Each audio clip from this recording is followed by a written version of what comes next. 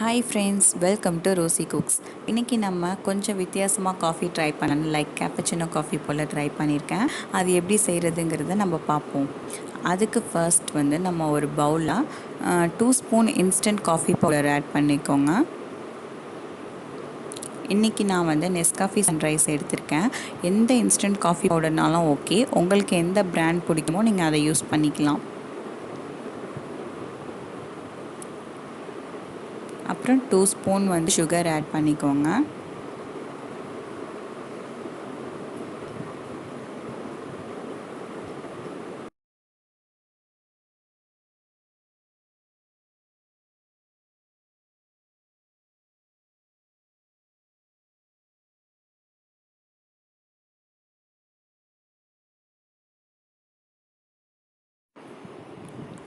Two spoon cold water add பண்ணிக்கலாம். இப்போ இது நம்ம நல்லா பீட் பண்ணிக்கலாம். ஒரு 10 மினிட்ஸ் ஆகும். இங்கே பாருங்கள், 4 மினிட்ஸில் எனக்கு இந்த மாதிரி ஆயிருக்கு. நல்லா கரைஞ்சி டார்க் கலரில் இருக்குது. இன்னும் நல்லா பீட் பண்ணணும்.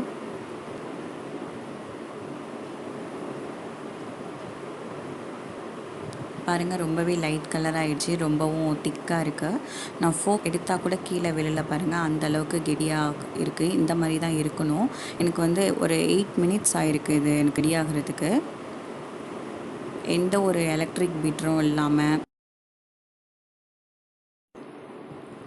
காஃபி மிஷினும் இல்லாமல் நம்ம வீட்லேயே ரொம்பவே சிம்பிளாக ஈஸியாக செஞ்சிடலாம். இப்போ நான் ஒரு 2 ஸ்பூன் இந்த காஃபி க்ரீமை ஆட் பண்ணிக்கிறேன். ஆட் பண்ணிவிட்டு கொஞ்சமாக பால் சேர்த்துக்கலாம். நான் சூடான பால் தான் இன்றைக்கி எடுத்து வச்சுருக்கேன்.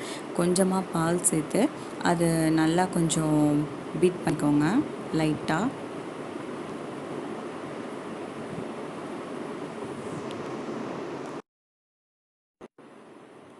இந்த காஃபி க்ரீமை நம்ம ஒரு ஏர் கண்டெய்னர் பாக்ஸில் வச்சு ஒரு 2 டேஸ் வரைக்கும் ஃப்ரிட்ஜில் வச்சு யூஸ் பண்ணிக்கலாம்.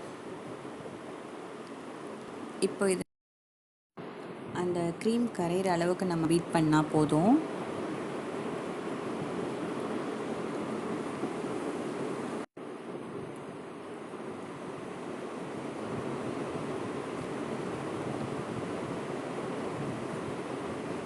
நல்லா பீட் பண்ணியாச்சு. இப்போ இதில் நம்ம மீதி உள்ள பாலை சேர்த்துடலாம்.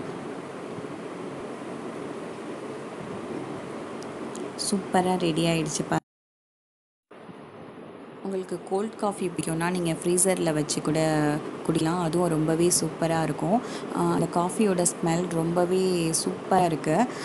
இதை நான் லைட்டாக டிசைன் பண்ணுறதுக்காக இன்ஸ்டன்ட் காஃபி பவுடரை லைட்டாக மேலே டஸ்ட் பண்ணியிருக்கேன். நம்மளோட கேப்சினோ காஃபி இப்போது ரெடி ஆகிடுச்சு. ரொம்பவே சூப்பராக சிம்பிளாக ஈஸியாக செஞ்சாச்சு.